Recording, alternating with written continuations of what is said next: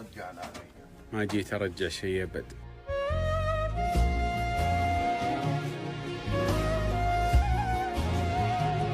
ما جيت ارجع شيء ابد، جيت في عندي كلمتين، هذه ترى صراحتي لو توجعك صراحتي.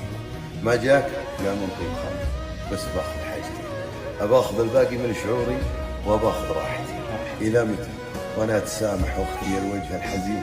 والى متى عوجاك تتورد على سماحتي؟ وضحت لك والظاهر انك ما تحب الواضحين، حتى ان شوقك قام يستعجم على فصاحتي.